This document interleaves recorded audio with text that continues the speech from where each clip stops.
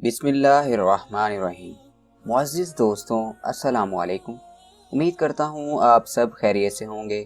अल्लाह रब्बुल इज़्ज़त तमाम लोगों को अपने हिफ्ज़ व अमान में रखे, आमीन।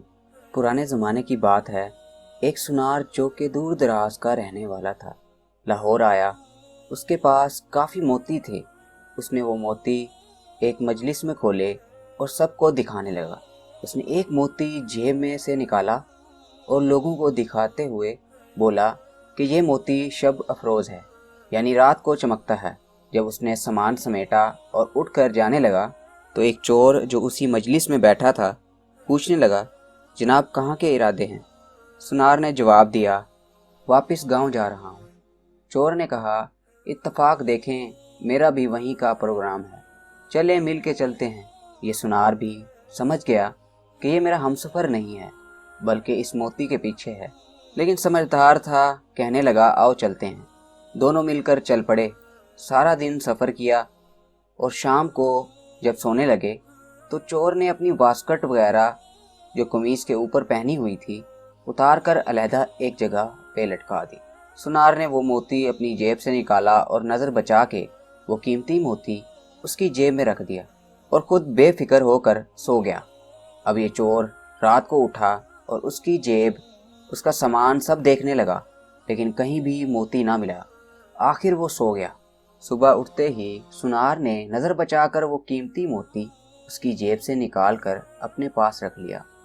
जब चोर उठा तो उसने नाश्ता करते हुए सुनार से बातों बातों में पूछा कि वो तुम्हारे पास जो कीमती मोती था वो कहाँ है? रात को चमक भी नहीं रहा था। सुनार ने मोती जेब से निकाल कर दिखाया और कहा कि ये तो मेरे पास है। चोर हैरान हो गया। मैंने उसकी पूरी जेब छान मारी लेकिन मुझे ये ना मिला, लेकिन इसने अभी जेब से निकाल कर दिखा दिया। खैर, आज रात निकाल लूँगा। सुनार ने अगली रात फिर वही अमल किया। उधर चोर भी सारी रात ढूंढता रहा लेकिन कुछ ना मिला। सुबह को फिर वही माजरा कि मोती सुनार की जेब से निकल आती। यही काम 3 से 4 दिन चलता रहा। आखिर चोर ने एक सुबह सुनार से कहा कि मैं आपका हमराही नहीं था, मैं बस आपके साथ इस मोती की खातिर था। आज मैं आपको उस्ताद मानता हूँ। आप मुझे बताएं, आप ये मोती रखते कहाँ थे रात को?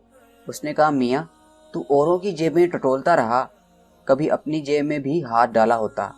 आज हमारी मिसाल उस चोर की सी है जो लोगों के ऐब ढूंढता फिरता है और कभी भी अपने गिरबान में नहीं झांकता।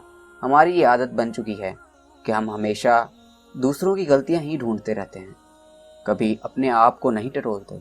तो दोस्तों, उम्मीद करता हूँ आपको ये वीडियो अच्छी लगी होगी।